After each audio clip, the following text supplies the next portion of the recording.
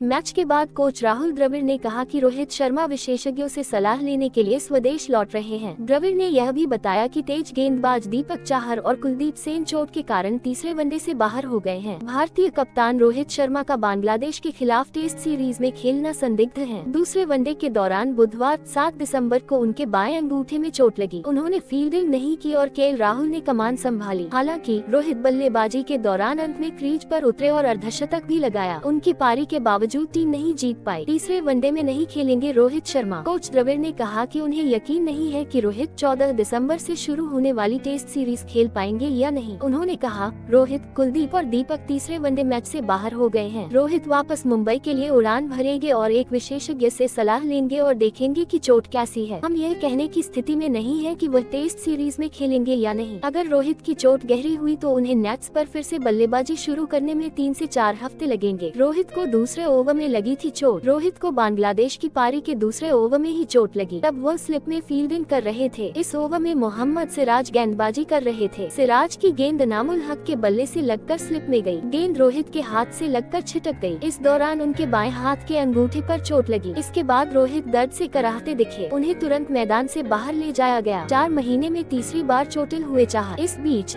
दीपक चाहर फिर से चोटिल हो गए हैं। दूसरे वनडे में गेंदबाजी करते हुए उनकी हैमस्ट्रिंग में जकड़न हो गई थी। उन्होंने अपने कोटे के केवल 3 ओवर फेंके। पिछले 4 महीने में यह तीसरा अवसर है जब चाहर चोटिल हुए हैं। वो हैमस्ट्रिंग और पीठ की चोट के कारण करीब 6 महीने तक बाहर रहे। इस दौरान आईपीएल में भी नहीं खेल पाए। वापसी के बाद जिम्बाब्वे के खिलाफ एक मैच खेला और फिर बाहर हो गए।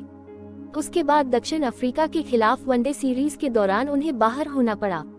वो पीठ में समस्या के कारण ही T20 विश्व कप से बाहर हुए थे।